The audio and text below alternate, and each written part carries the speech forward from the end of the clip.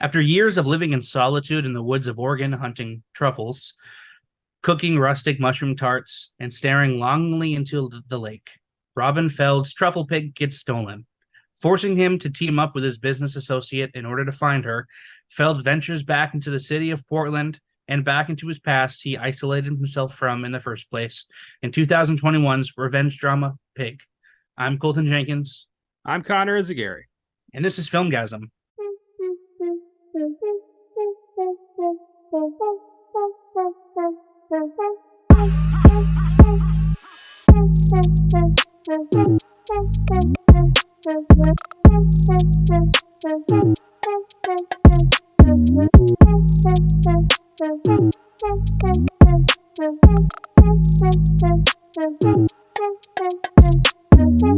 Welcome back to the Filmgazm podcast and our second to last episode of our love letter to food movies we are lovingly calling FOODGAZM.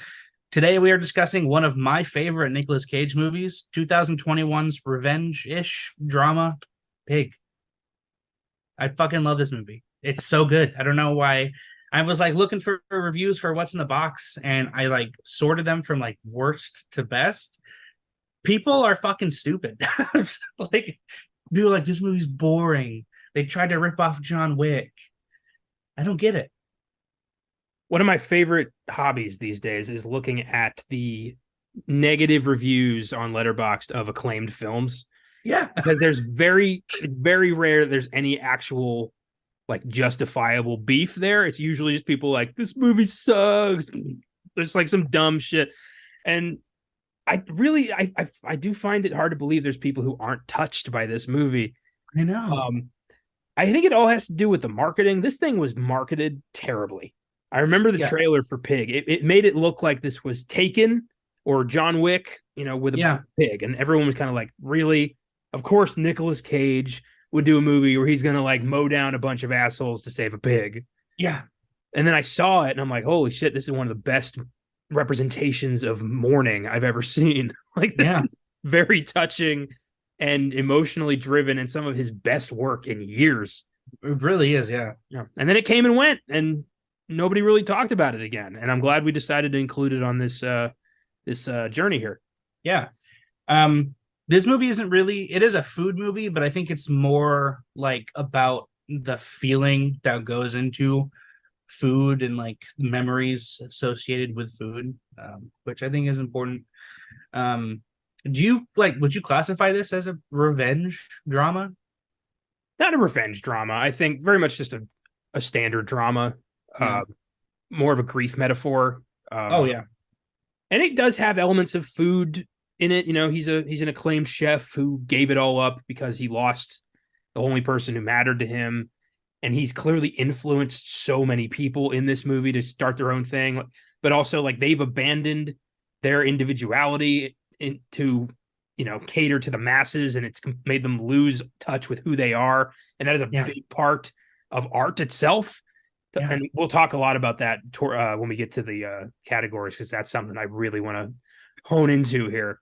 Yeah. But this is a unique film. Yeah. I think that this movie does in the movie we did a while ago, Burnt, there's a part about like how cooking has become fake. This movie in like 5 minutes, in a 5-minute scene, does more to touch on that than that entire movie did, I think, which is sad. Burnt is like, I liked it, but it's like, getting some chips at the gas station. It's like, yeah, I like this, but it's not going to nourish me, but I'm going to be happy for the next hour eating these chips. Pig is like, oh my God, I haven't tasted this in ages. And now I have, and it's making me think of why I fell in love with this in the first place. And it's like, it's that kind of movie. Yeah. And those are the ones you got to look out for. I think that's a good way to put it. But I think Burnt are the chips you get at the gas station that are like, they're artisan in quotes, like truffle flavored potato chips. Like, it's still fucking potato chips, but sure, they taste fancy.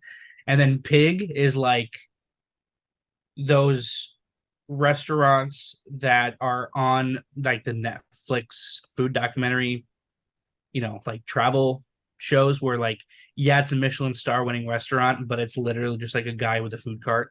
I feel like that's pig. Yeah, it's like it doesn't need you. It's happy just making art, making food on its own. If you should happen to be a part of that, fantastic. But it knows what it is and it doesn't need you. Exactly. Also, I just want to say, as long as I had Wi-Fi to do the show and to play Baldur's Gate, I would love to live where Nicolas Cage lives in this movie. It's gorgeous. I want to live in the middle of nowhere. I want to make mushroom tarts. Are you kidding me? I don't know. I mean, I want to have access to a toilet. Like wherever I live. Yeah, that's a big part of it. Yeah. A shower, a toilet, and a phone would be nice, yeah. I hope I'm never in a situation where I have lost everything to the point where I do not care if I live or die, and I just set up camp in the woods and just live until I either die or something takes me out. I really hope I'm not ever in that situation. Yeah, no. But he's like stricken with grief. He like feels like he has to isolate himself in order to like move on, which leads into my question for you for this episode.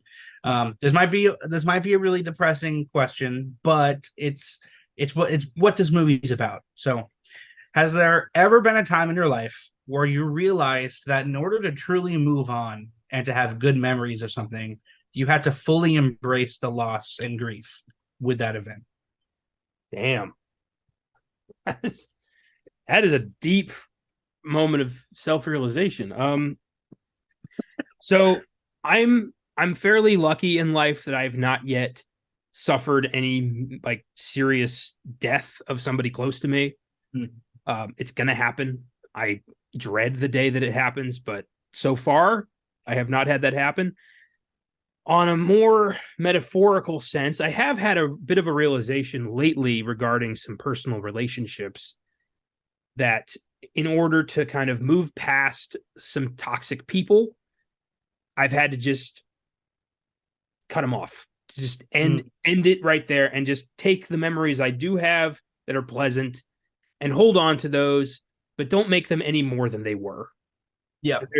There's a couple people in like specifically who I won't name here, but I've held on to some torches, and I had to realize, fairly recently that like it was a one-sided thing that never was more than I may have thought. And to move on, you kind of just have to accept that it was, that all you're doing is wasting your time. All you're doing is creating situations that are just going to make you sad down the road and just break you even further. So don't do that to yourself.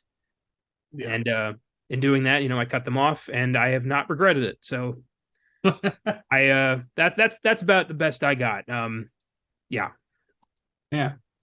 I also, I'm very fortunate to not have gone through anything like that either.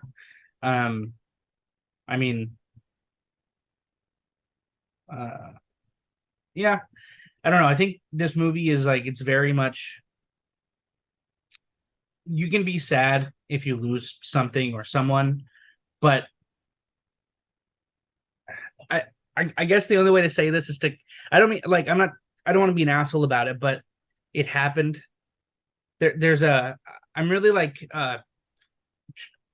getting really invested in like learning like different philosophical, concepts and stuff like that. And there's one, stoicism. It's very much like you can't change things that you can't affect.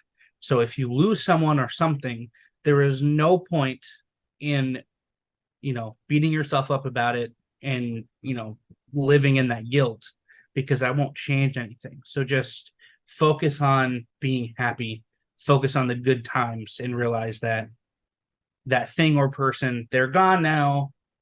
Enjoy the memories and move on. One of my favorite depictions of a healthy way of mourning was the funeral of Graham Chapman of Monty Python. It was John Cleese did the eulogy, and I don't remember exactly what he said, but he said something to the effect of "Good riddance to the arrogant bastard. I'm glad he's dead," or something like that. And everyone cracked up because that's exactly what Graham Chapman would have wanted. Yeah. And I love the idea of, don't be sad that they're gone, smile that they were because they were here. Yep, exactly. I like that. I don't know if that's how I'll handle grief when I'm really faced with it. I hope that's what I do, but I'm a pretty emotional person. I have a feeling I'm going to be broken really hard. Yeah. But yeah, it is, it's hard to, you don't really get to decide how you mourn. It happens No. it happens the way it happens. And some people handle it well, some people don't. Some people never heal. Some people heal really quickly. And I don't know which type I am. I won't know till I'm affected by it. Yeah. And some people decide to live in the woods with a pig. Yeah, some people, the person they lose is their entire life, and when they're gone, whoever they were with that person is dead too, and that's just a terrible tragedy. Yeah. Do you agree with Amir's dad? In what way? Keeping your wife on life support.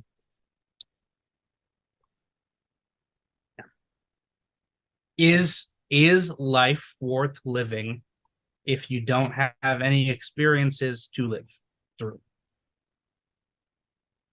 No. Is life worth it just to be alive? No, I feel exactly the same way. To quote, and I know this is wild, but to quote the 1999 James Bond movie, "The world is not enough." There's no point in living if you can't feel alive. Exactly. Yeah. Which is, it's crazy the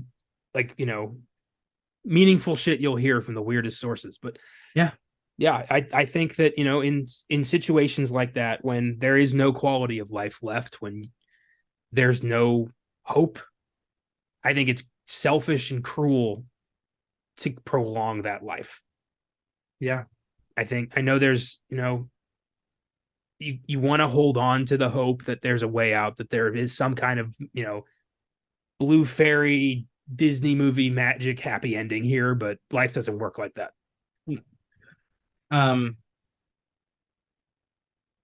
I always bring up video games whenever I play, but it's another form of art that I love next to movies, and I always feel like it's an active form of consuming art.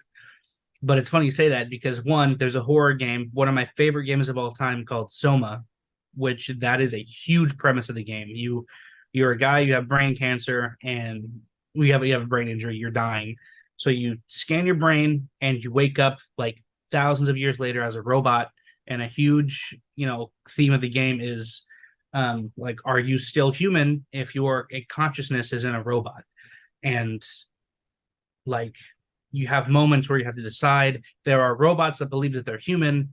Do you shut them off? Do they have a life worth living or not?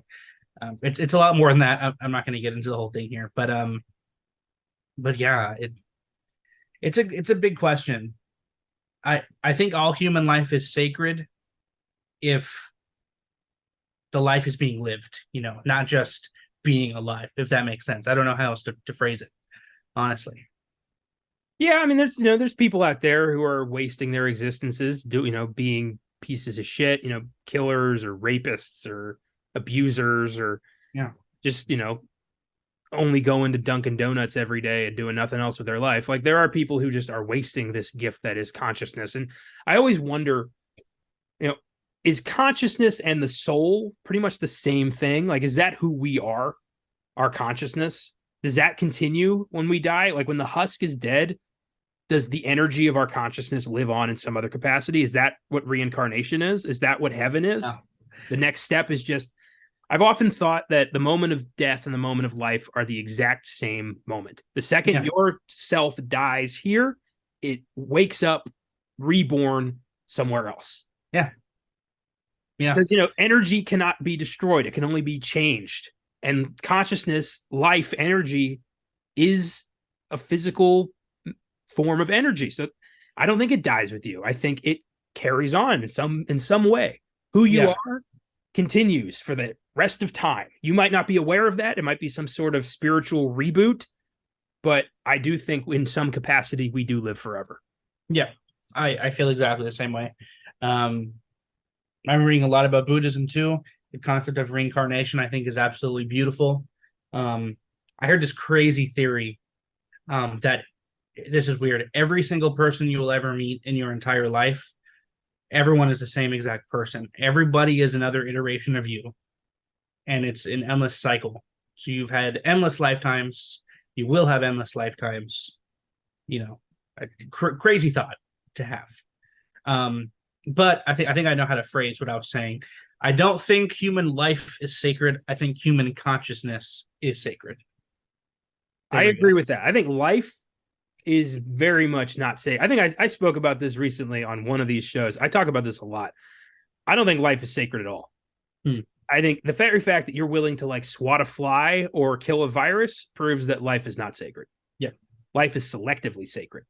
Yes. And that, if you're in that case, it's like, it's like South Park's philosophy of comedy. Either everything is okay to be made fun of or nothing is. And I don't know, that's just me. I mean, I like to think, maybe we're all like, sperm cells swimming around in the ball sack of some gargantuan creature. I don't know. None of us knows. Anyone who claims they know is trying to sell you something, and they're full of shit. We'll find out when the time is right. Yeah. I have a question for you. Okay, let's hear it. So Nicolas Cage, especially recently, has been in the midst of a sort of comeback after a string of box office failures for quite some time. Yeah. But, as the movie The Unbearable Weight of Massive Talent says, it's not like he ever went anywhere. But my question to you, why do you think audiences turn their back on Nick Cage? Like, what happened? He was like one of the biggest A-list stars in the world. He was an Oscar winner. Somewhere along the line, like 2009, 2010, he became a joke to some people. And I can't quite figure out what happened. So I'm curious, what do you think happened? I think it's movie lovers. It's the same discussion we had. I was going to reference the Star Wars project, but we're not. Yeah, that was disappointing. Yeah, maybe one day I'll drop that shit as bonus episodes. But yeah, we recorded a whole Star Wars thing that we're just not going to release now. So sorry about that. No. So I think fandoms are very powerful. I think they can build up a franchise and they can destroy one. I think the same exact thing with Nicolas Cage. I think Nicolas Cage, the way that he acts in today's society, I feel like people can view that as very corny and outgoing and outlandish. And I think people today are either taking their movies way too seriously and they see that as a joke and they think it's corny. The same way that people think that Marvel's humor is not funny. A lot of their jokes don't land, but when they do, they're funny. But everyone is getting on the Nicolas Cage's, he overacts, he's overdramatic. He's like a Jim Carrey clone, which I saw someone say once, and I was like, are you fucking stupid? But I also just think that for a while, Hollywood didn't have a lot of good opportunities for Nicolas Cage to be in the type of movies that he can be good in, but I think I'm really glad he found his niche in indie movies. Because that's really all he's been in lately. Other than, I don't know if Renfield counts, but he was in Renfield. He was in Unbearable Weight of Massive Talent. He was in. No, I guess he wasn't in Flash, but he made a quick. I don't know. I think people just like to hate on different and strange today. In a lot of ways, I blame meme culture. I think that, his goofy faces from like Vampire's Kiss and Matchstick Men that like Gen Z caught onto and started like, sharing, like, look at this goofy bastard. I think that generation didn't really embrace him as a performer and embraced him as more of a goofy face, which did not help. And then his whole financial situation where he was pretty much forced to take whatever he could get. Yeah, that was flooded the market with a lot of bad movies that he just happened to be in. I don't think they're bad performances. I don't blame him for any of that. It's just, when you don't have any money and you need to pay your bills, you got to take some shitty work. That's just how we all got to deal with. Yep. And in his case, shitty work was Seeking Justice and Next and Primal and Kill Chain and all these Left terrible Behind. direct to Oh, video. God. Left Behind. Oh God, I forgot he did that one. Fucking Rayford Steele. Jesus Christ. And yeah, it's just it happened like that, and then he finally started getting, I think, a little more selective when Mandy came out. That was kind of the film that signified like, oh, Cage is back. Yeah. Not that he ever went anywhere, but yeah, I'm glad that I never lost faith. I've always been a lifelong fan of this guy. I think he's a neat dude. I like his the way he describes film. It's a little pretentious, but I think there is heart and love in there. It's meme culture, and also he's just a guy who is unapologetically himself. He knows what he's into.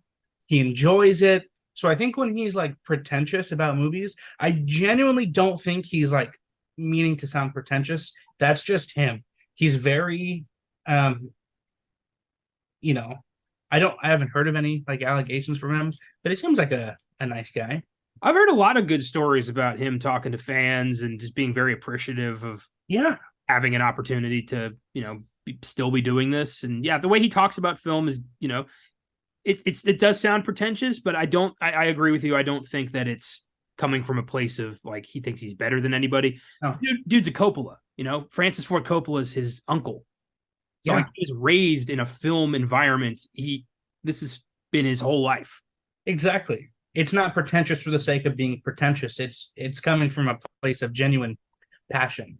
Yeah. Whenever I see him on talk shows and stuff, he's never like curt or, dismissive. He's always very excited to talk about whatever he's doing. Nick Cage is always Nick Cage. Yeah. Well, I mean, he did the move. The Unbearable Weight of Massive Talent could not be done by somebody who has an ego, who takes himself super seriously. Yeah. No, Nick Cage is the only actor that movie would have worked with. Exactly. Yeah. I unfortunately somehow have not seen that movie yet. Dude, it is so good. I need to watch it. I'm such a big Nicolas Cage fan, and I just haven't fucking seen it. That's like the Nicolas Cage fan movie right there. He is constantly haunted by a younger version of himself who's like wild and in a leather jacket, who's always like, Nick, what the fuck are you doing? Like, you gotta get back on this, man. Like, just it's so funny. That's great. It's the weirdest movie, but it is hilarious and unforgettable. Yeah, it's so good. Yeah, he's just a cool guy. He bought a haunted mansion because it was haunted. Yeah, see, that's the kind of business decisions that lead to you having to do a movie like Left Behind. Yeah. He was gonna do Tiger King. He was gonna play Tiger King. I remember that. I wish. He was very, very close to playing Superman in the 90s. But that troubled production fell apart, and I really want to find that documentary, The Death of Superman Lives, that tells the story of how this all fell apart. I want to get a copy of that. Yeah. I don't know. Superman with long hair though. It'd be weird. Well, there was that version, then there was another version of the suit with short hair. So like they were toying around with options. Yeah. Yeah. Yeah. Nicolas Cage has been in a lot of different movies, but the director of Pig, Michael Sarnowski, this was his debut film after only working on he only worked on a 3-episode show called Fight Night Legacy. I guess it's like a movie or a show about this fighter who decides that he's done. He wants to go back home and, be a normal person. Michael Sarnowski is also going to be the director for the upcoming Quiet Place prequel, Day One, which is going to be fucking awesome. We were talking about it before we were recording. I couldn't find anything about the show's budget other than it was really, really small. It did gross almost $4 million. It was $3,875,000, which is fantastic for a production that was this small. They only had 20 days to shoot, and literally everywhere I read, apparently Nicolas Cage nailed every single shot on either the first or second take. Every single one. I remember reading that like they did not have enough money for like multiple takes, so they had to get this shit right fast. And he was more than willing to play ball with Yeah, just that's fucking professional is what it is. it really is. Fun fact about the production: the budget was so small that they could not hire a trained pig, so they had to actually get like a wild pig, and only had 3 days to train, and it bit Nicolas Cage so much. And Nicolas Cage, he's said to have quoted. He said, "I've been shot, I've been stabbed, I've been blown back by an explosion or whatever. But what's going to kill me is I'm going to get an infection from a pig bite." Another fun fact about the production of this movie: this is Nicolas Cage's 100th acting gig, which includes movies and TV shows. This is his 100th. Ah, that's beautiful. Yeah. That's a great, way to celebrate a career, especially playing a character who is in his own world, I would say, as iconic as Nicolas Cage is to our world. And, thankfully not in the same situation, but definitely kind of reflecting on his own, in contribution to art. Yeah, this movie is definitely, I would say it's also about Nicolas Cage coming back to Hollywood. Yeah, there's a few movies in the past 5-6 years that really represent Cage kind of, toying with the idea of going back to Hollywood or staying in the world of indie film where he's been really accepted. And considering Hollywood pretty much threw him away, I don't see him ever really coming fully back to the fold. No. And I don't think he should. I think he's where he needs to be. Yeah. He is. He's really good at, he's always been good, but I feel like people are more accepting of not weirdness, eccentricness, eccentricity. Yeah. Yeah. If it's labeled as an independent film, Yeah, well, Hollywood has gotten so damn predictable with everything. It's either going to be a superhero movie, a remake, a rom-com, or, Jason Statham as some kind of, ex-assassin or some shit. Yeah. Indie film's unpredictable. Indie film is where the creativity has gone. That's where the original stories are. So an actor like Nicolas Cage who wants to experiment with character and story is going to be drawn to that. And, we've seen a lot of really good actors kind of walk away a little bit from Hollywood and go more into original independent film. And it's just been working out for everybody. The celebrities get to do what they want and the actors get to do what they want. So I say, keep them coming. Absolutely. I really agree. There's a lot of good indie movies out there. Is The Witch Lighthouse, is that indie or was it indie? A24. I guess A24 is independent. Yeah, they're independent. They've definitely gotten bigger over the years, but they've maintained small budget. Let the director do what they want with their project. Like they're pretty hands off. A24 is the Arctic Monkeys and Pixies of independent music. That's what it is. That's fantastic. Yes. Yeah. So Pig has an IMDb score of 6.9 and a 97% for critics and an 84% for audience score on Rotten Tomatoes. Critic consensus reads, it's awful, but it says, like the animal itself, Pig defies the hogwash of expectations with a beautiful odyssey of loss and love anchored by Nicolas Cage's affectionately raw performance. What is it with Rotten Tomatoes? The hogwash, really? Come on, man. What is it with fucking Rotten Tomatoes and puns? I don't know. I guess you could say, they're gluttons for punishment. Like pigs. I don't know. I'm not good at it. Pig is streaming on Hulu, and I highly, highly, highly recommend watching it, even if you hate Nicolas Cage, because this is like nothing you've seen him do. This is a very serious role. Well, not serious. It's a very laid back Nick Cage. I disagree. I think it's a very tuned in, focused Nick Cage. Well, it's not like It's not the meme Nick Cage. This isn't like Vampire's Kiss yelling, screaming, eccentric Nick Cage. This is intimidating, laid back, quiet. True. Yes. Yes, very true. This is a Nick Cage who understands the character he's playing here is somebody who is pretty fractured. And yeah, we just witnessed this guy try to get back the only thing he cares about. It's a different flavor, if you will. Yes, very different flavor. Like the food puns. Speaking of Nick Cage, I just want to highlight Nick Cage real quick. I just want to talk about favorite Nick Cage movies. I have a list going from number 10 all the way to 1. These are in no particular they kind of are, kind of not. But I got number 10.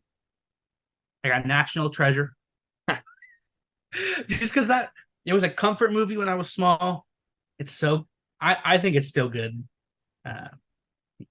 National Treasure is one of my all-time favorite movies, not just Nicolas Cage movies, but favorite movies. That's the movie that made me fall in love with American history at a young age and pretty much like propelled me towards a love of history as an adult. And yeah, it's fantastic. National Treasure holds up. Yeah, I genuinely thought that the back of the Declaration of Independence had a map on it. I spent elementary school like really trying to like find a map. I wanted to find a treasure map so bad.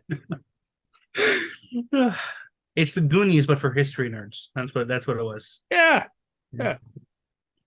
Number 9 is, I don't know if a lot of people know about this movie because all my coworkers don't know about it. You probably know about it because you've seen everything. Prisoners of the Ghostland. Oh my, what a weird fucking movie that is. Fucking weird. Nick Cage has a bomb strapped to his dick. Weird fucking movie. But I like it. That's the only movie I've ever seen where a guy literally has a testicle explode and then just shrugs it off. Yeah. Like, that's the end of the journey for me. If I blow a ball, it's over. Dude, in every action movie, if I get shot anywhere, I'm done. I'm not continuing. That movie, like I do think it's basically Escape from New York with Nicolas Cage. Like it's the same story. Yeah. But it does have him screaming, "Hi, fucking yeah!" at one point. So, I'll take it. Number 8. This might be sacrilege, but I fucking love this movie. Willy's Wonderland. Nicolas Cage doesn't say a word in this movie, and it is perfect. I remember when that came out, I remember immediately thinking like, oh, so they're just not going to do the Five Nights at Freddy's movie. But no, they are. Yeah, they did 3 years later. But yeah, the idea of just some nameless drifter not being phased at all by like animatronics come to life and like actively fucking them up was just so satisfying. Like the only thing he does is crack open energy drinks and show. I think it was grape soda. Wasn't it grape soda? I thought it was like some kind of like supercharged grape energy drink or something. It might have been grape soda. But yeah, that's all he does. That was a weird movie, but he made it work. Yeah. Number 7, I got Kick-Ass. I love him in that movie. Yeah, that's one of the few times he's been part of an ensemble where he's not really the lead. He doesn't do that a lot. Yeah. But I love him as Big Daddy. Just this very not great parent. It's what Liam Neeson should have been in Taken. When he's on fire, just screaming moves to hit girl. I know you're supposed to be sad. I can't stop laughing. Yep. All right. Number 6. I only put this at number 6 because it's just his voice, but I got Spider-Man Into the Spider-Verse. I love him as Spider-Man Noir. Just his I don't even think he's doing an accent. That's just his voice. Honestly, that's how he talks on a daily basis with the lingo and everything. So good. Perfect. What does he say at one point? Like, we don't pick the music, we just dance. Or something like that. He's like, you want to tussle? Hit him with the old 1-2 punch. How has he not played like a Humphrey Bogart style PI in a movie? So good. That would be so good, man. They're apparently making a live action Spider-Man Noir like TV show. I want Nick Cage to do it. Oh, he there's no way he should. I think he should play like the bad guy of that show. That would be funny. That'd be good. Yeah. No, but apparently they're going like an edgy route again with all the new superhero movies coming out. They need to be edgy. But I guess Spider-Man Noir is edgy, but whatever. Well, we will see. Number 5, Con Air. I wish it was lower, but it's not. People love that movie. I love the movie, but it's so fucking stupid. Con Air has the best usage of a slide guitar in an action score ever. Like you almost expect a fucking eagle to fly in at times. It's the most like gung ho, fuck yeah, American movie ever made. I think it's the worst Southern accent I've ever heard anyone ever do. Oh, absolutely. 100%. I'm coming home, baby girl. Like, just no. But the character is such a fucking hero. Yeah. What an ensemble. Like, Malkovich is Cyrus the Virus, like perfect casting there. Steve Buscemi is this weird Ted Bundy serial killer who just gets away. Yep. Like, that movie fucking kills. I love Con Air. Man. Speaking of murderers, number 4, I got Mandy. Mandy. Crazy fucking fever dream of a movie right there. The scene where he like finds out that Mandy's dead and he like deals with it and he's in the bathroom just freaking the fuck out. Yep. That might be the greatest bit of performance he has ever done in his career. Yeah, I agree. I buy it. I believe that this man just lost everything. Yeah, that movie's insane. That movie's impossible to describe to people who haven't seen it. It's like, yeah, I don't know. It's like a reverse slasher movie on steroids. I don't know. It's like if John Wick somehow ended up in a H.P. Lovecraft story. Yeah. Oh, you know what it is? It's the fight scene from the first Kingsman movie where he's in the church, but instead of just punching everyone, he's like cutting everyone's heads off with an axe. That's what it is. Damn. Yeah, that's quite a movie. Mandy is that's his kind of his comeback movie, if you will. And I'm glad he did it. God damn, I'm glad he did it. Yeah. Number 3, these ones are in order. These are my top 3 Nicolas Cage movies that I've seen as of right now. I got Color Out of Space. Such a fucking good movie. I love H.P. Lovecraft. Because of that story, my favorite color is magenta, because it's not a real color. Never mind. It's not a real color, but Nicolas Cage in that movie is so believable as like a normal farmer guy who's losing his shit because he's being infected with this alien parasite. It is so good. I didn't like Color Out of Space. What? But here's the thing. I've never been a big Lovecraft guy. Okay. All right. Well, yeah. And I do feel like I owe that film another chance. I bought the 4K at Best Buy on a whim. I have it sitting on my shelf. I just have not revisited it yet. I you know what? It's October. I think I'll make some time. Revisit that film. Don't look at it as a Lovecraft movie. Look at it as a Nick Cage movie. Okay. That's what I will do. Number 2 is Pig. This movie. Wow.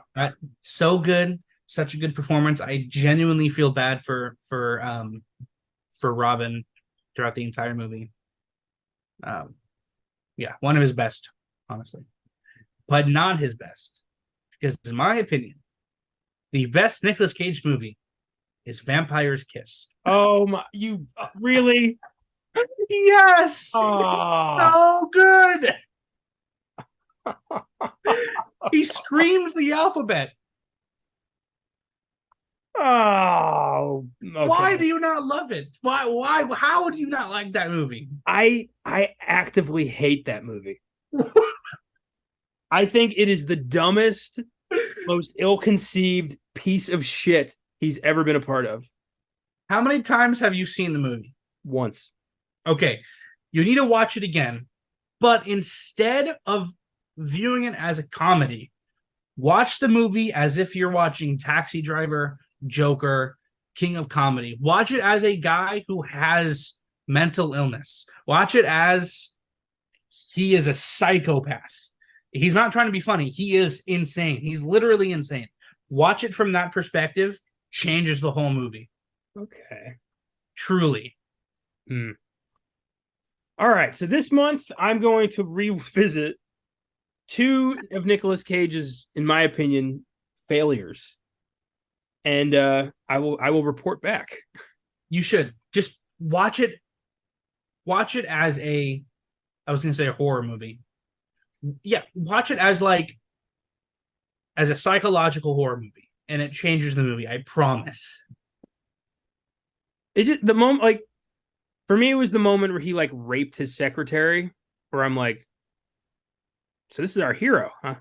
Wow. He's not supposed. That's the point. He's not supposed to be a hero. Yeah, he's the villain. You don't see a lot of that happen in comedies. So I was very much like, who is this for? What the hell am I supposed to be feeling right now? So, yeah. But it's got its cult following. I get that. Cage thinks that's his best movie, too. Really? Yeah, he was asked what his favorite movie he's ever done was, and I think without hesitation, he said Vampire's Kiss.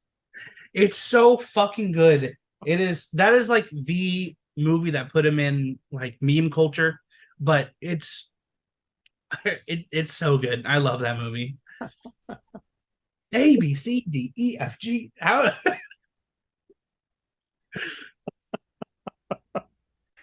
Oh, well, I am surprised. Okay. Good. I'm glad you saw something in that one.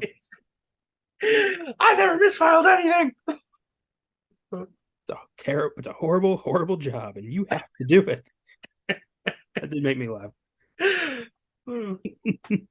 What about you? What are some of your favorites? I have seen a good chunk of his career.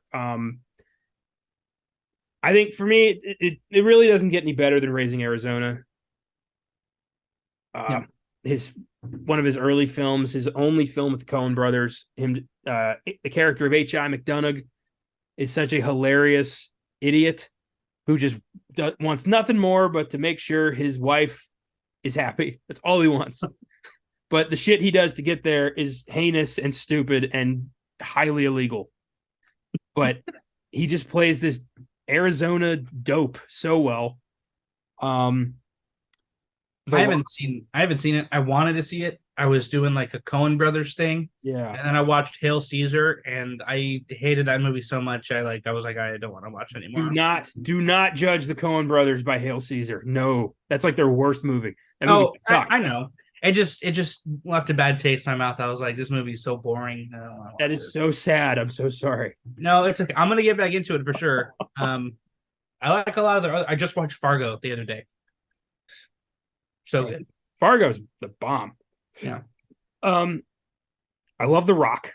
That is such a fantastic action thriller. Just, Nick Cage and Sean Connery kicking Ed Harris's ass on Alcatraz. That's awesome. Let's see what else we got here. Have you ever seen It Could Happen to You? No.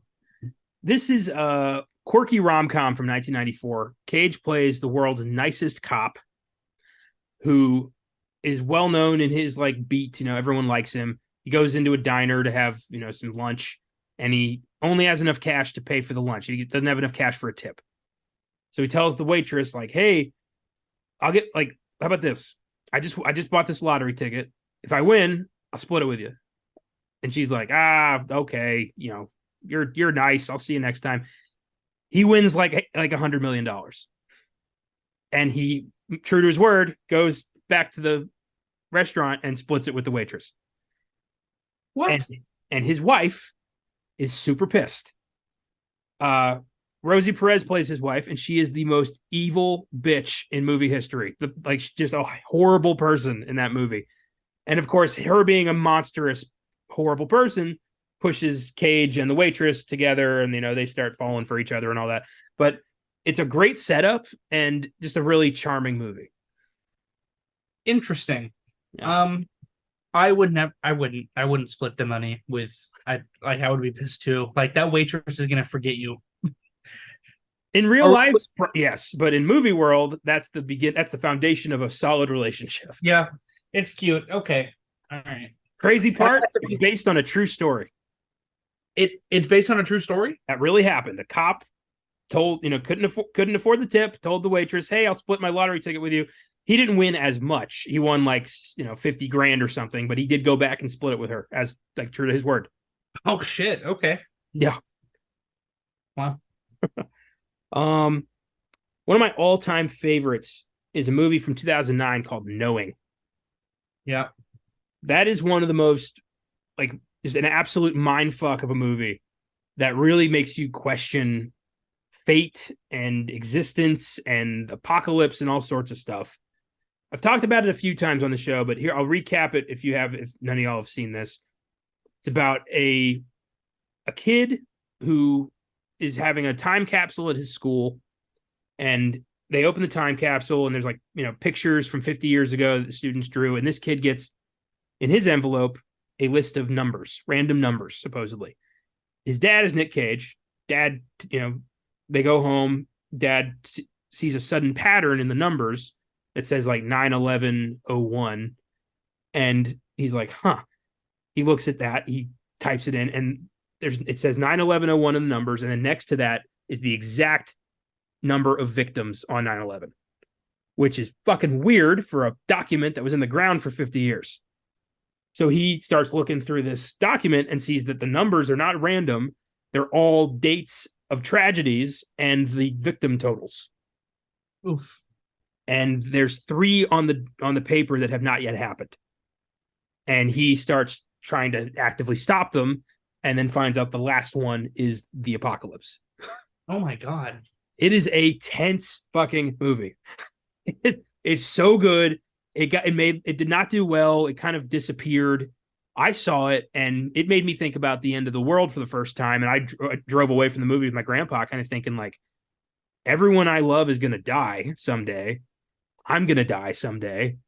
Like it fucked with me, man. That movie like really made me rethink life for the first time. Like I really like that movie.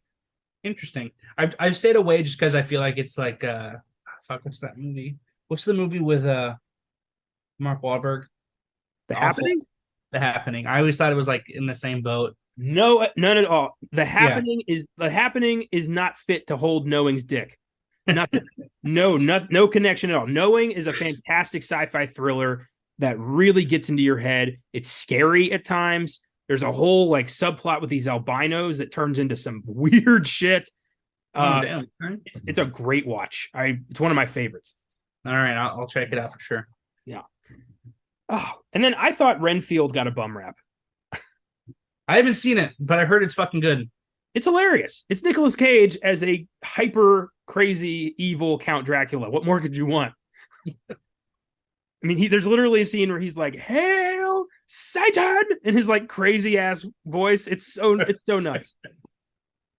Yeah, Renfield was a gem. It bombed, unfortunately. So no more. We're not going to get a sequel or anything, but it is worth your time. It's a fun movie. What's your number one though? My favorite Nicolas Cage movie. I'm gonna put you on the spot here. It's got to be Face Off. Face Off has one of the most insane, ridiculous premises in movie history. Nicolas Cage, a terrorist, John Travolta, a dedicated FBI agent, swap faces and live each other's lives. Are you kidding me? Like, no, that sounds ridiculous, but it works. And it doesn't just work. It's fucking lights out. It's amazing. They both play each other so well. The story is so awesome. Face Off kills, man. That's got to be it. That's my favorite. You could only do that with those two actors too. There was nobody else. You could only do that in 1997 with Cage and Travolta, with John Woo directing it. Like, all that had to fall into place for this movie to work. Anybody else, it's stupid. No. Yeah. Oh my god. Nice picks, man. Yeah, you too. You too. I'm disappointed you didn't have Vampire's Kiss. How dare you? That, you know what? I did watch it thinking like, oh, this is going to be hilarious, and then No, turned out no, to no, no, be no. just uncomfortable. So maybe if I do watch it with a different mindset, it will be better. So I will try that. No, it will be. I promise. Well, all right. With that, let's talk about some of our favorite highlights, I guess. This used to be where we would do our, rankings of, best line, music, performance scene, but we're just gonna cut all that. We're gonna talk about the scenes, I think. Okay. Yeah. What do you got for lines that you liked?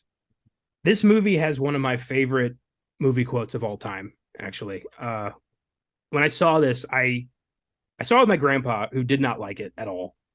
So I was alone on this front. The rest of my family still hasn't seen it because they're like, Nick Cage and a pig, get the fuck out of here.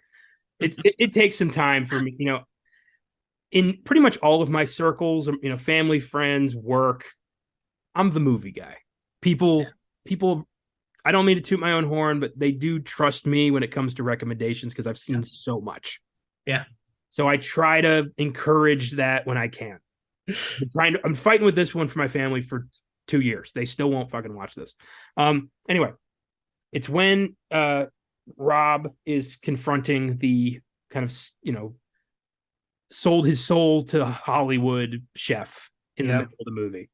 The guy who's doing the like deconstructed scallops. Fuck it. Deconstructed can go fuck itself a million times. I hate that shit. I love the documentary Chef's Table, but anytime a chef on there was like, "Yeah, we have this dish, it's deconstructed," I just roll my eyes. I'm like, "Fuck you." Do you ever watch Parks and Recreation? Yeah. Yes. Do you remember when Ron went to the bar and got like a whiskey, but they gave him like a deconstructed like cloud whiskey, and he's like, "Where is the alcohol?" Yes. Yeah. Well, anyway, in that scene, Rob says to him, "We don't get a lot of things to really care about." Mm-hmm. Jesus Christ, what a reflective line of dialogue that is. It really makes you think like, what do I care about? What do I really, really care about? And yeah, that just it every time I hear that, just makes me think like, God, to hear that from this guy who has lost everything. And he doesn't want to hurt anybody. He doesn't want to, like, he's not vengeful. He's just like, all I have left is this pig. Please help me find it. Please understand what I'm looking for here. Not just a pig, but a friend, an opportunity to grieve, to move on. That's what this thing is. Please give it back. Yeah. So yeah. It's a very emotional and poignant line. I have a few, but this one it's not this one's not poignant. This is just one that made me laugh. It's a conversation between Amir and Rob. And earlier in the film, Rob goes off on this huge tangent about how the city is gonna, there's gonna be an earthquake, the city's gonna flood, and everyone will run away. But there's a conversation they have later where Amir says, "Well, if the city floods, we can always go up to Mount Hood." And Rob says, "Hood is an active volcano." And Amir says, "Okay, well, I'm not fucking moving to Seattle then." And Rob says, "Fuck Seattle." So that's fantastic. I've been to Seattle. Not a fan.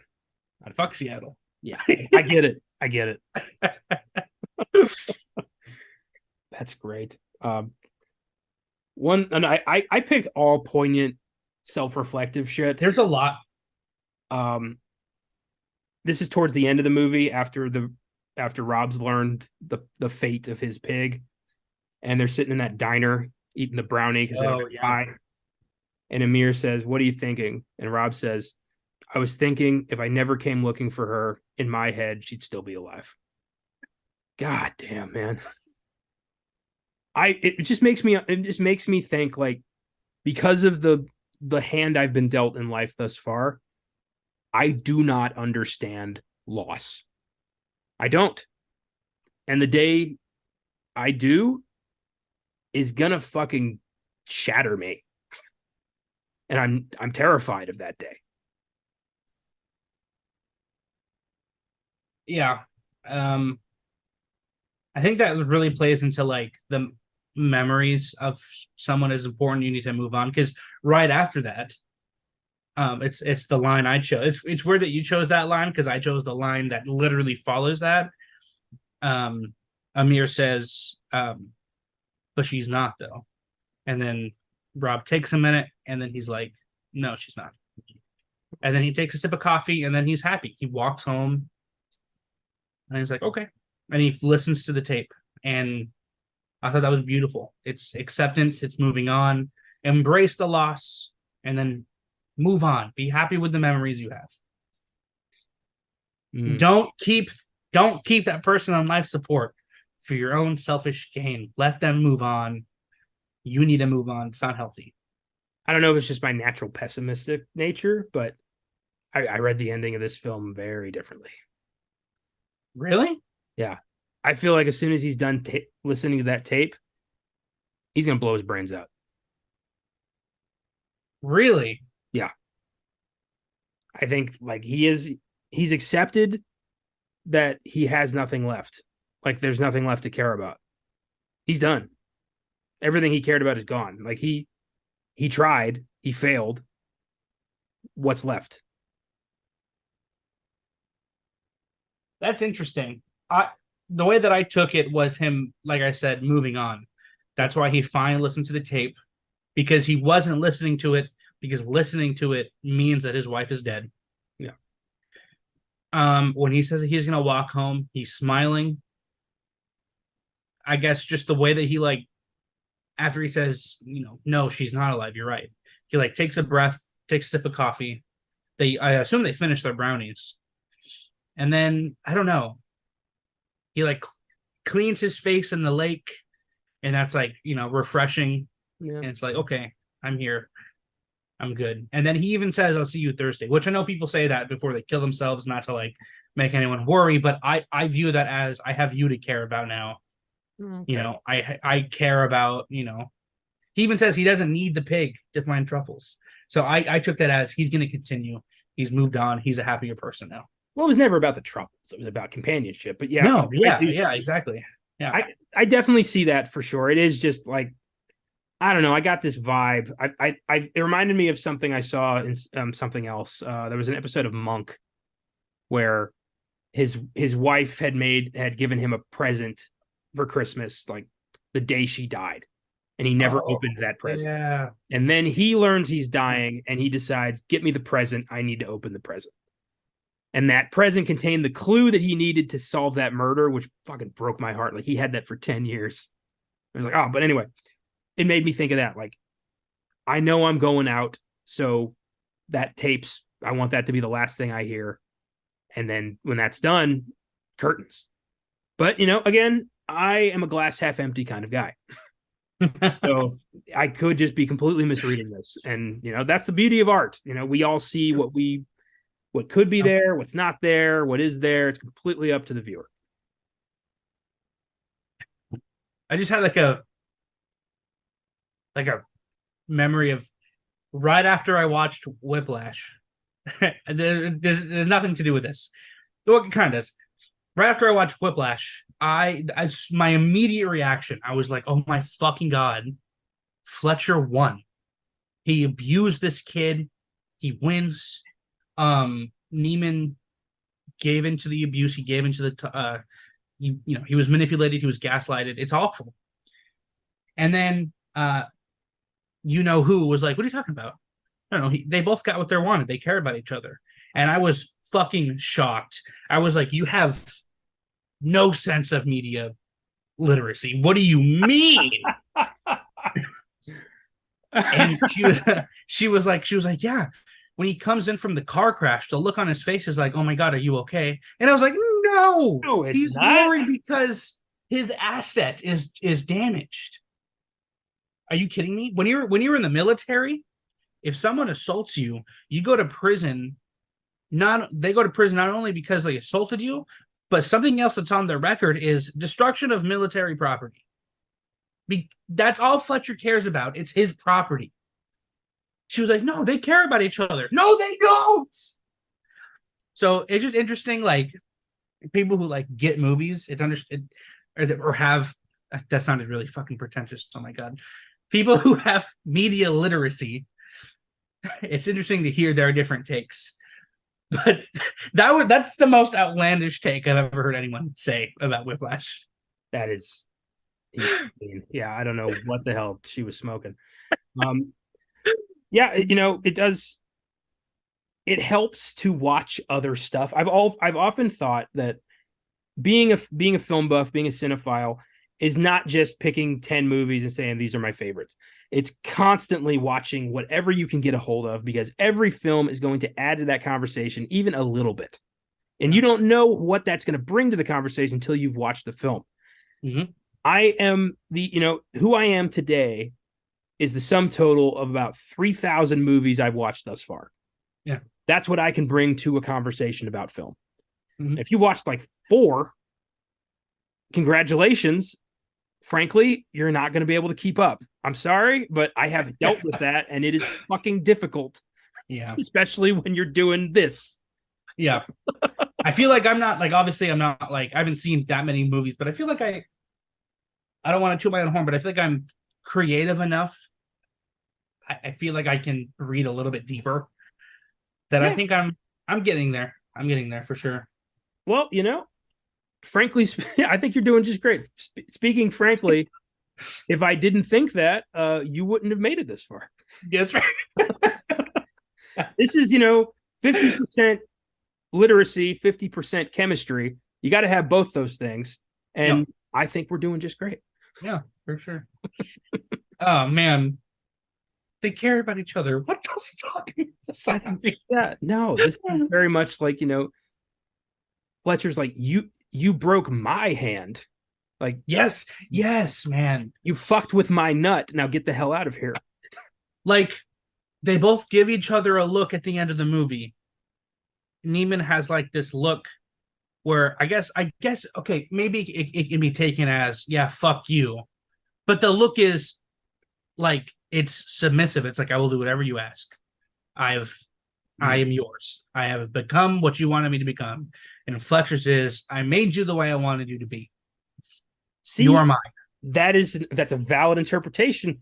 I often see it as Neiman has taken control, and now he is Fletcher. Like, he took control of the band away from Fletcher in that scene when he's like, I'll cue you in. That's him taking Fletcher's entire role in this out of it, and basically, fucking him with Caravan. Yeah, he definitely did. But I think Fletcher, that's what he wanted. He wanted to create another him. He did. He's been actively trying to create, a Charlie Parker, and through a lot of abuse, he fucking did.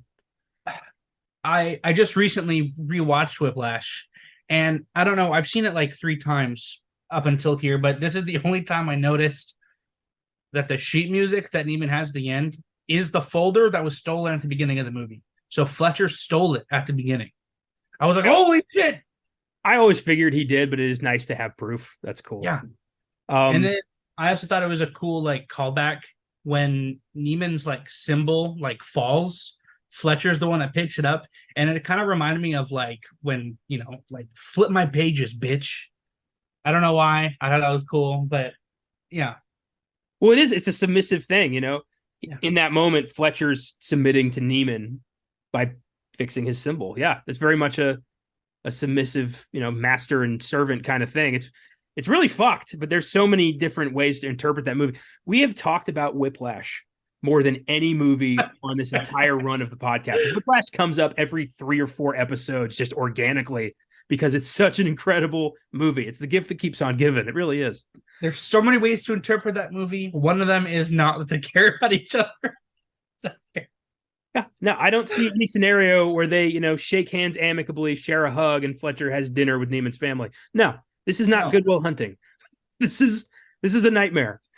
It's a very depressing ending. There are like Neiman, his future is going to be Fletcher. Yeah, I mean, he's already alienated everybody he cares about. His dad. The look that his dad gives him at the end, he's not proud of his son. He realizes that his son is gone. Yeah. Yeah. He's very much like, I didn't know what was going on at this school in those eyes. It's rough. God. Whiplash, man. It's ah. Fletcher, I don't. He wins at the end. He says, "You think I'm fucking stupid? I knew it was you." That was the mic drop of the movie. That was I won. Fuck you.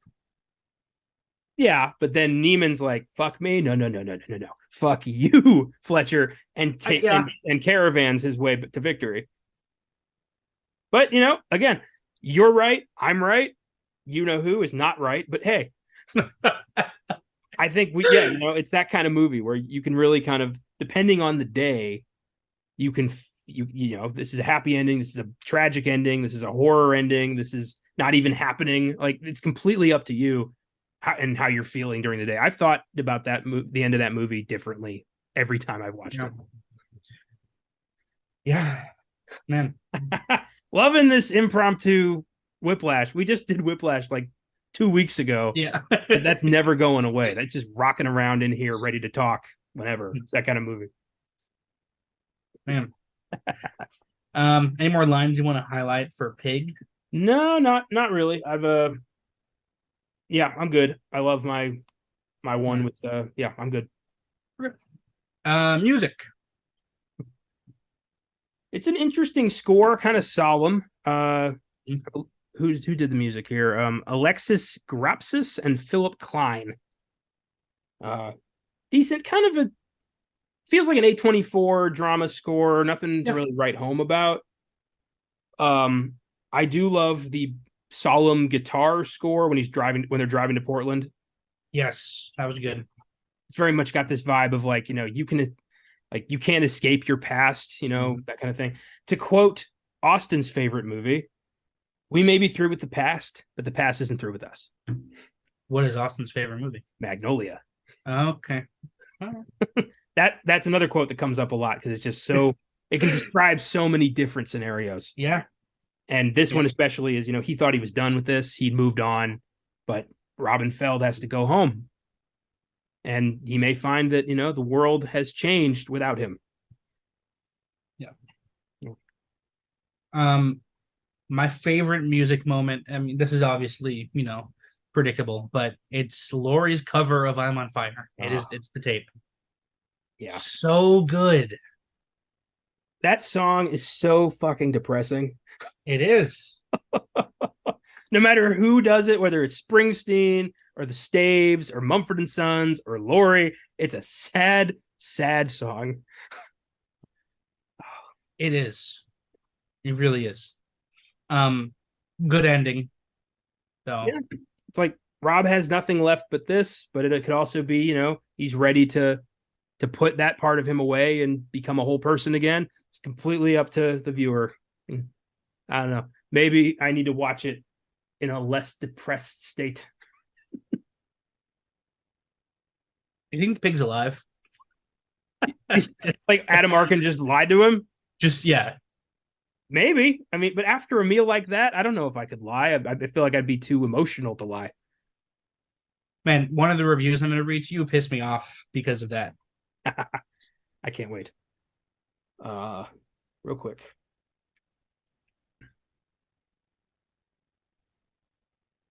Yeah, there isn't a lot of other music. The score's good. It's solemn, quiet.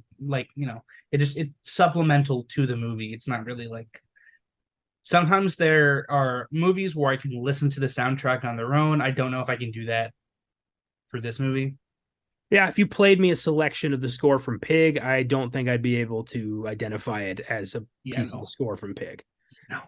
There's this who did it? There's a podcast. Oh, I think it's Reply All. But they were like they had this episode where they were getting calls from fans.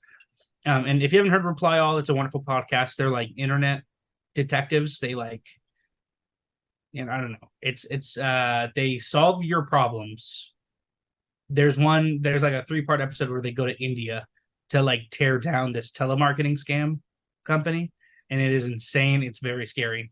Anyway, Oh my God, there's even this one episode where they talk about this guy has a song stuck in his head. But he remembers it perfectly. He knows it's a real song. He heard it on the radio once. Nobody else remembers it. They call producers, they call radio companies. Nobody has heard this song ever. He remembers it so perfectly that he recreates it like with himself. He like plays instruments. Nobody's heard this song ever. Turns out it is a real song. It just was like a one-off song from like this one guy. It's insane. It's such anyway. That's cool. They have this one episode where this guy calls in and he says he has a talent. He can hear he can tell the difference. It's a weird talent, but he can always tell he can tell John Williams from non-John Williams, and even cooler, he can tell what score each John Williams score, like he can tell what movie they're from with only like 5 seconds of each song. I can fucking do that. That's not really that impressive. I thought it was cool. If you've seen the movies, like, yeah, most movie buffs can do that, I feel. But I guess, yeah, good for that guy. Yeah. I guess, yeah. That's I go to this quiz website online called Sporkle. Oh yeah, they'll do like random, people do quizzes all the time. It's actually how I've managed to memorize a lot of this shit, is constantly typing it in on Sporkle. But there is a quiz that I have played multiple times, which is guess the John Williams score from 5 seconds of the clip. I've actually played that, and I've mastered it. So that's great. Yeah, that's funny. Well, hey, maybe that guy's not good at a lot of things. Got to take what you can get. Yep, exactly. No. Performances. Yeah. Obviously, this is Cage's movie. This is one of his finest hours. He really is putting in a clinic here, just really like abandoning his whole nouveau shamanist thing to just play a straightforward, grieving ex-chef. Yeah, he has range. He does. He really does. He has amazing range. He's always had great range. Yeah. Comedy, horror, drama, action. The guy can do it all. Yeah. Psychopath and Vampire's Kiss. Very good. He plays crazy better than a lot of people. Like when he goes nuts, fucking hell, is it magical? Yeah. You ever seen Matchstick Men? I've not. He plays a con artist who's like suffering from schizophrenia or something, and he runs out of his meds and he goes to the pharmacy to get a refill, and he's freaking the fuck out at people. Oh, I think I've seen clips of that. Yeah. Yeah. Is he wearing like a Hawaiian shirt? No, maybe. I don't remember what he's wearing. I don't remember. But it's a great moment of like, whoa, okay. Nick, calm down. Here, have a Snickers. You're not yourself. Other than Cage, I think Adam Arkin is fantastic in this as Darius, our bad guy, I guess. Mm. Go ahead. In my notes, I wrote literally everyone. Alex Wolff, is he like a newer actor? Because the first movie I saw him in was Hereditary. Yeah, he's pretty new. I think Jumanji: Welcome to the Jungle was his like debut. I think he plays one of the kids. I think he's the kid who turns into the Rock. Oh yeah. And then Hereditary was like his big breakthrough role, which kind of drained him emotionally, understandably so. Really? And then he showed up in Pig. He's a good actor, man. We haven't really seen his range yet, but he's good from what I've seen. He is. He's a very promising up and comer. I'm looking out to see what else he's done. Oh my God! Do you ever hear the Naked Brothers band? Oh my God, is that him? He's one of him and his older brother Nat were the Naked Brothers band on Nickelodeon. Holy shit! Wow, I didn't know that. That's fucking crazy. And now he's playing like real shit. Patriots Day, he was amazing in that. He was one of the bombers. That was a dark movie. Yeah, he's done a lot. Oh my God. I just looked up the Naked Brothers band. Why are they called the Naked Brothers band? I never really cared enough to find out. Okay. He was in Oppenheimer. Oh, he was in Oppenheimer. Yeah, yeah. I haven't seen Oppenheimer, but I know that he's in it. He was in Shyamalan's 2021 Oh, he Disaster was Old. Old, yeah. He's all over the map. He's good. Yeah. Naked Brothers band. That's a hell of a. That's insane. I wonder, like, did Big Time Rush give us any great actors too? Oh man. All right. What about scene? There's a lot of good scene. This whole movie's good, but you know, a lot of standout moments. I love the scene where Rob confronts the chef at Eurydice and just tears him down for not being himself. None of it's real because you aren't real. And like that's the best defense of art I've ever heard. Art means nothing if you're not putting yourself into it. If you're producing what you think somebody else wants to see, it's garbage every time. Uh-huh. It has to come from you. It has to come from who you are, from what you care about, whether that's a film, a book, a painting, a food, anything. It needs to be yours. Yeah, exactly. Oh. When he's in the car, this is the second time I've seen this movie. This time I realized that Amir he's not listening to classical music. He's not. Every time the radio is on, it's not classical music.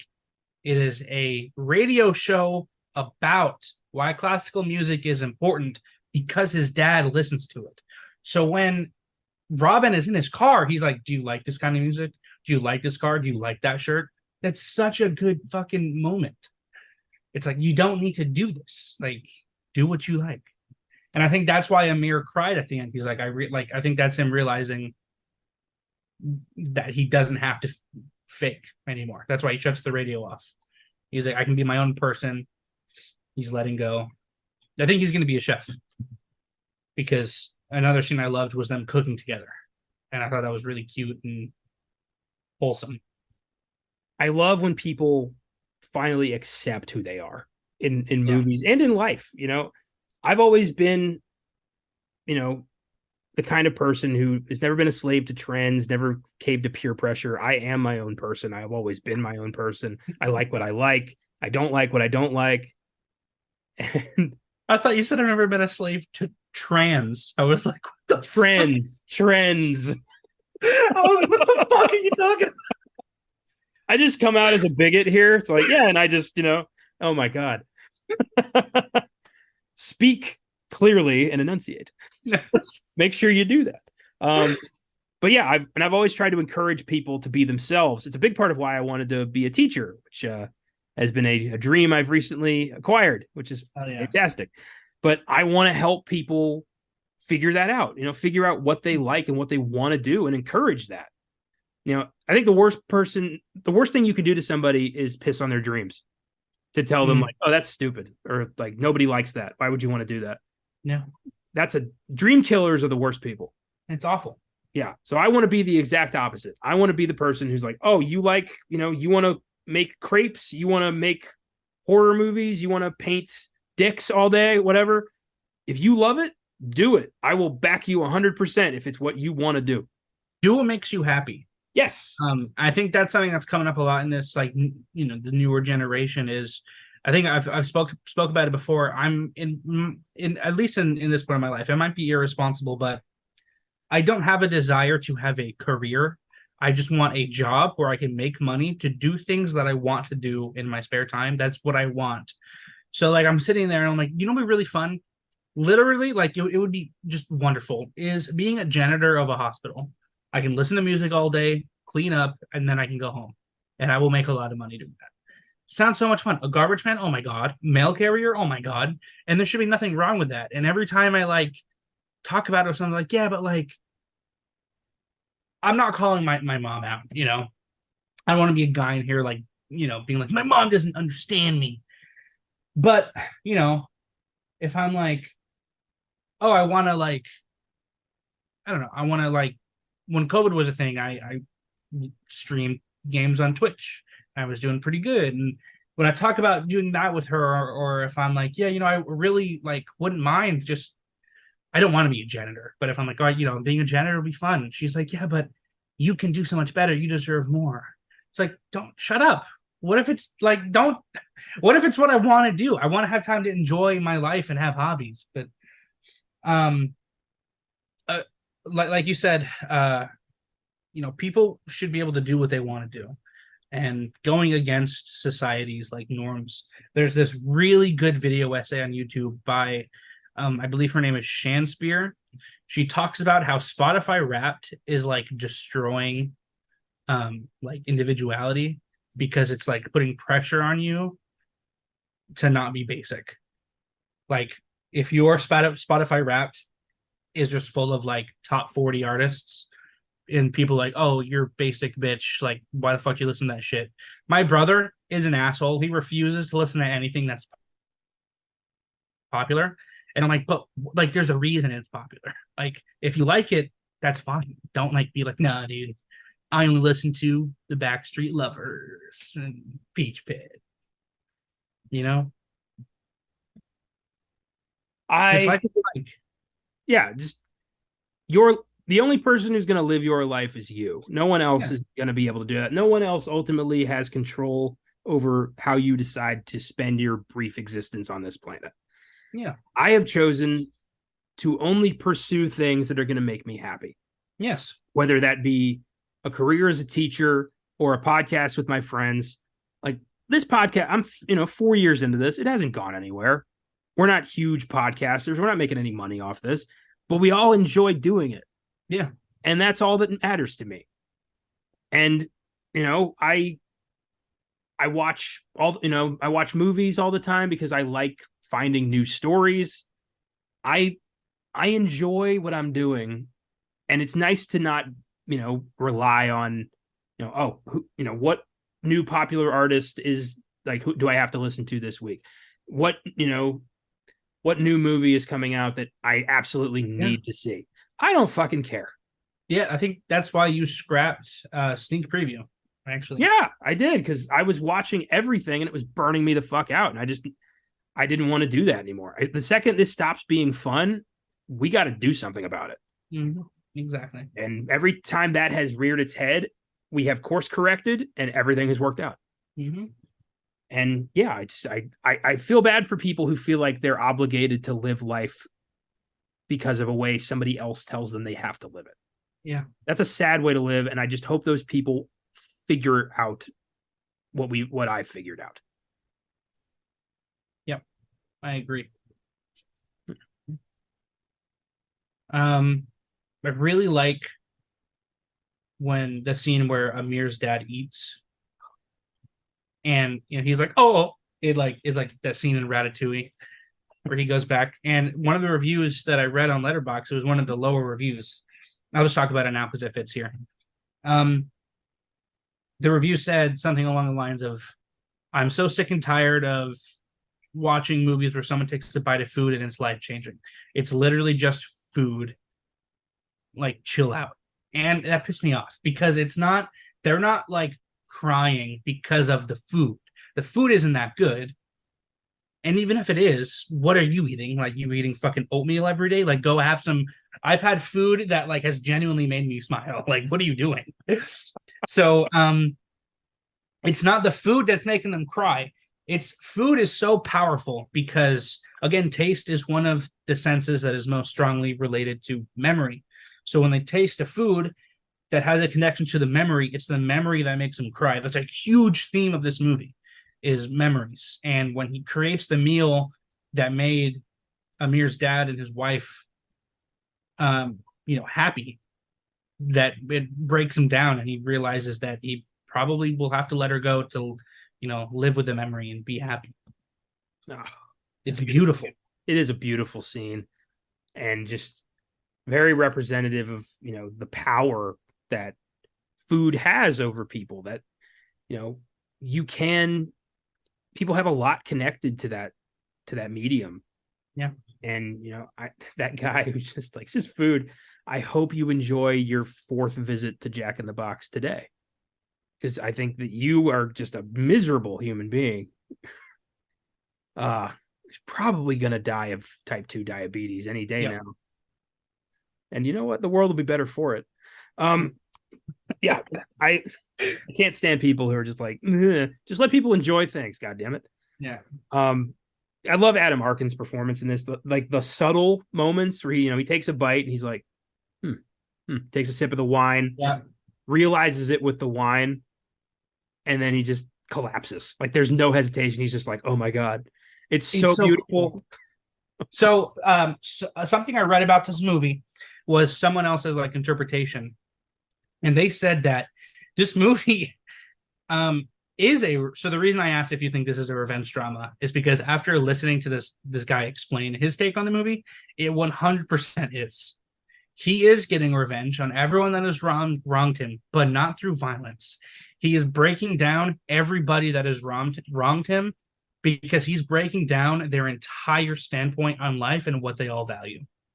So, like, the chef guy, he's like, you don't want to be doing this. You want to open a pub. Completely shattered his worldview. The dad, you stole my fucking pig. All right, I'm going to fucking make you realize you have to let go of your wife. He does this to everybody. I guess those are the only two people that have wronged him, but whatever. But yeah. And I think like it's like the first bite that he takes a bite of. It's like, it's like getting punched in the face first. He's like, oh shit. He's like, okay, this is familiar, but I'm not going to react. Takes a sip of the wine, and then that's him getting shot in the chest. And he's like, oh fuck. And then the last bite is the death blow. So he even says, why are you doing this to me? It's a different kind of revenge movie. That's interesting. So it's like a kill them with kindness kind of thing. Yeah. That is interesting. And yeah, it does, taking it back to the marketing, this was marketed as, they took his pig, he'll take their lives. And I guess in a way he kind of did, Yeah. That's an interesting way to look at this. Mm-hmm. Huh. Yeah, this is a unique, you don't see films like this very often. This is literally, like you said, kill them with kindness. That's fascinating. Imagine if Kill Bill went around. I mean, the second one kind of almost does. The conversation between her and Bill at the end is almost like, I don't want to do this. I loved you. Yeah. Like, but then, 5-point palm exploding heart technique. So yeah, it's still a Tarantino movie. But yeah, it's interesting to take that approach. But still end up with a similar result. The ending of this movie and the ending of like John Wick, pretty similar. Yeah. Yeah. That's an interesting thing. I'm gonna think about that. Very interesting. Yeah. Very cool. Any other scenes you want to highlight? No. I like the fight scene because it's the only fight scene. It's not even a fight scene. He like, to be honest, I still don't understand that scene. Because one, what the fuck do you mean underground fight club for restaurant workers? That's wild. Like fucking what? I love that it's here because it feels like I read that an hour of this movie got cut for time because they thought it would drag. So I'm thinking that was part of the third hour that just disappeared, and I guess they just left that there because that is something that just weird. It's a weird thing to bring up and then never mention again that there's an underground fight club of kitchen workers, and Robin Feld is this like legend. But why is he? All he did was let the short dude beat him up. He doesn't fight him back. He's like, yeah, beat me up. That'll bring value back to my name. What? I don't think he thinks he's worthy of any kind of victory. But he did that to bring value back to his name, which it did, and that's why Edgar told him. I don't know. I'm pulling this out of my ass because I really have no idea why that scene is here. I don't either. It's weird.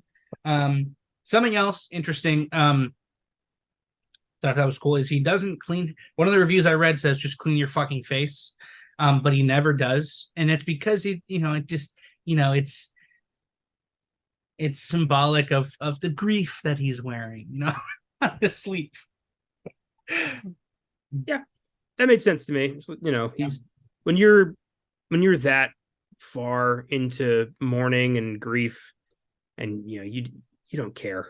You don't care that there's some schmutz on your face. Doesn't matter, even if that's that schmutz is a giant streak of blood. Yep. Like you got bigger things to worry about. I like when the chef sits down and he's like, "Do you need medical attention?" And Robin's like, "Nope." Have you read anything about the Greek mythology significance of this movie? I have not, but I'd love to hear about it. Okay. So this movie is literally a modern retelling of a Greek myth about a guy called Orpheus who travels to the underworld to get his lover back. And his lover's name is Eurydice, which is the name of the restaurant. And when he gets to the underworld, they say that he will give his lover back to him on one condition, and that condition is he cannot turn around to see if she is following him back. And he gets to the end, and he realizes that he gets to the gates basically, and he realizes, okay, I've been lied to. So he spends the rest of his life playing sad music and being depressed. But it's not like a huge plot point. But yeah, it's really interesting how close these stories are. It's literally the same thing. Well, mythology is a mine for all sorts of great modern retellings. I think most stories that come out of modern fiction have their roots in some kind of cultural mythology, whether that be Greek, Egyptian, Roman, Norse, whatever. That's interesting. I've heard this. I've heard the tale of Orpheus. I never thought pig had something there, but maybe. I mean, the restaurant's called Eurydice. He goes there. I forget what the name of his restaurant is, but that's another callback to the same story. Yeah, it's really interesting because Robin is Orpheus looking for his lost love, which is the pig. He's not fucking that pig though. It's just his companion. Didn't he say that at one point? Yeah, he's like, because Amir is like, you probably just fucked that pig, and then he goes off on a tangent, and the only thing that Robin says is, "I don't fuck my pig." Good, very good. Good to know. The Lighthouse is also, I think, is a modern retelling of a Greek. Yeah, that's a lot. I think Prometheus and the taking fire from Olympus and giving it to mankind. There's been theories that Defoe's character was Poseidon. That's one that is endlessly analyzable, if that's a word. I just realized why Prometheus was called Prometheus, the movie. It's because the robot was going to steal the fire, which was the alien, and bring it back to mankind. Okay. All right. Yeah. That movie sucked.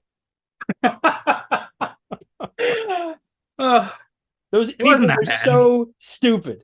They're scientists. Why are you taking your helmet off on an alien planet? Why are you playing with a hostile alien worm snake? Yeah. Jesus Christ, people. He said, what do you say? Oh, you don't, when they're yelling at her, don't take the helmet off. And she's like, no, it's fine. You can breathe here. What are you doing? You don't know that. Yeah. Even if there is oxygen, there's, alien microbes in that air that could destroy you. You don't know. Exactly. Don't risk that. And then they fucking do it again in Alien Covenant. Jesus, it's fun about the original films, but in those first four, no one was just tempting fate with alien air like that. I liked Prometheus and Covenant. I like Covenant. I don't like Prometheus. I've given that movie 5 chances. I'm done with Prometheus. I can see why some people don't like it. But anyway, back to Pig. I think it's time to go to our final segment, What's in the Box. What's in the fucking box? Give me the gun. All right. So I have a couple for you. I took a lot. I'm just going to go through some of my favorites. A lot of them are bad because I thought they were really funny. Some of them are pretty good. So, this first one is a 1-star review. It's from Veronica Kazupanic. Very short and sweet, and I thought it was funny. She said, "This movie is the Riverdale-ification of Ratatouille."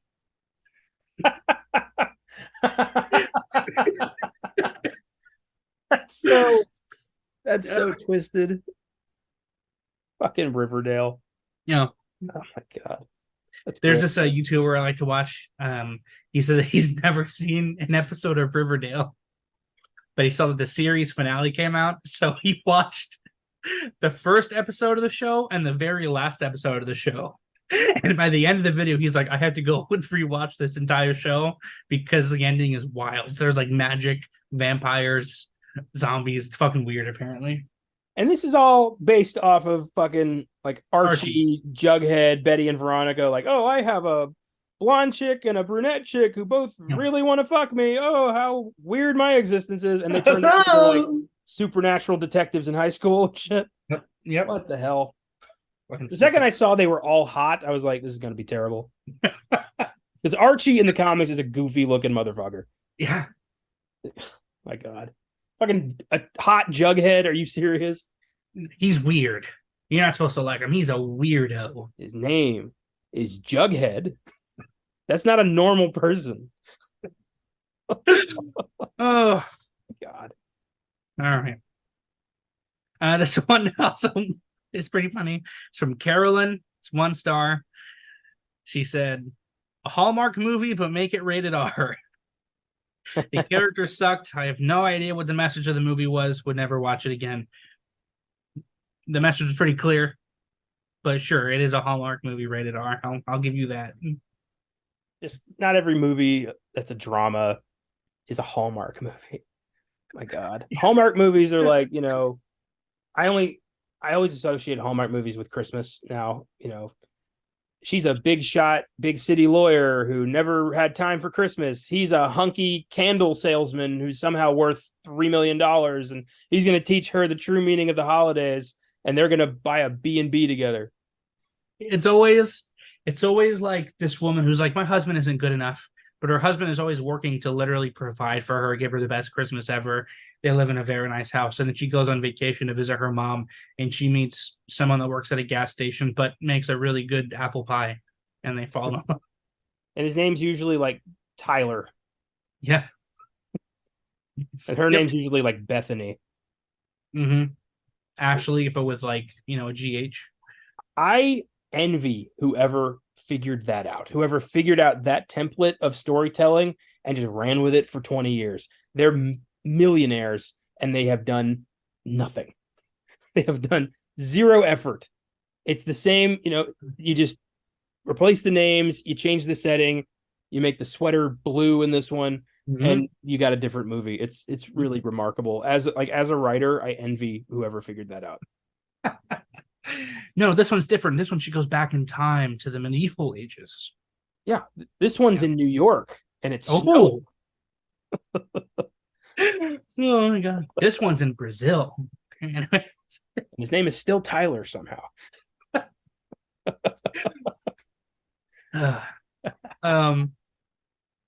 I don't know why this isn't a bad review, just an interesting, they pointed something out. It's from Skipper. It's 2 stars. They said, I can't believe this movie managed to reinvent the dead wife home video as a dead wife cassette tape. That's one takeaway, I guess. That's funny. Yeah. Okay, now on to the good reviews. This one's from James. This is 4 stars. They said, I haven't felt this much tension during a dinner scene since Shrek 2. Nice callback there. Yeah, I love that. This one is a 3.5-star review. It's from Liam. He said, maybe the real pig was the friends we made along the way.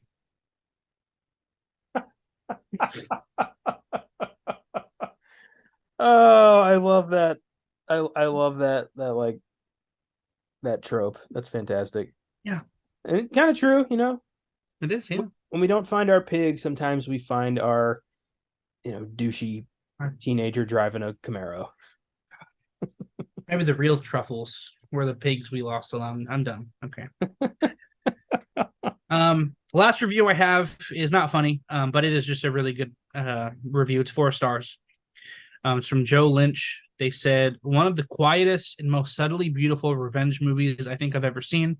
Still kind of shaking from watching it. Go in knowing nothing. Cage needs his Oscar nom campaign now. Okay, so Joe Lynch is a very accomplished action director who frequents that website. Oh, shit, really? Yeah, he's done films like Everly, Mayhem, Point Blank. I don't know what Point Blank is. Maybe a Riverdale spinoff. Wrong Turn 2. He's very prolific reviewer on Letterboxd. So pretty cool. Shit. Okay. He picked one of his. Oh, I did not know that. Nice, and he's right. This is a very beautiful movie. Really and Cage got snubbed. He 100% in a perfect world should have at least been nominated. Yeah, it's unfortunate. Yeah. Really. Anything else you want to add? Talk about this movie? Pig is great. It's not, it's not taken with an animal. It is a very sweet natured, sad, but slightly hopeful, poignant drama that proved once again that Nicolas Cage, Academy Award winner Nicolas Cage, is a fantastic performer, fantastic actor who deserves the respect he once had in the industry. And I don't know what it's going to take for people to stop seeing him as, the goofy guy in the memes. Yeah, I agree. I think this movie is very heavy on, themes about grief, memories tied to food, and letting go of the past to move on to better, bigger and better things. It's beautiful. What would you rate it? It's a 4 out of 5 stars for me. Yeah, 4 out of 5. Vampire's Kiss is a 5 out of 5 though. I think I've got it as like Just a 1.5. kidding. I think I got it as a 1.5 out of 5 right now. Check out, actually, go when you have some time, go on Letterboxd and read my review of Vampire's Kiss. I think you'll find it amusing. Okay. All right. Yeah. This was a blast. Thanks for listening, everybody. If you like the show, follow us on Facebook, Instagram, and Twitter at Filmgazm Productions. If you want to suggest films for us to check out, you can email us at filmgazm@gmail.com or send us a message through the socials. Check out our Letterboxd accounts for daily reviews. If you search for me at Connor95 and in my friends list, you can find the rest of the team. Check out the website, filmgazm.com, where I have a link to that letterbox. You can also find articles, trailers of upcoming films, and every episode of our show. If you'd like to become a monthly donor to Filmgazm Productions, click on the link in the episode description. From there, click on Support This Podcast. You can choose to donate $1 a month, $5 a month, or $10 a month, and all donations go right back into the show. Thanks to the entire Filmgazm team for their contributions. Thanks to Cooley Cow for our awesome theme music. Thanks to you for checking it out. In the meantime, embrace loss, eat mushrooms, and please, for the love of God, don't steal anyone's pets. Take it easy and keep watching movies.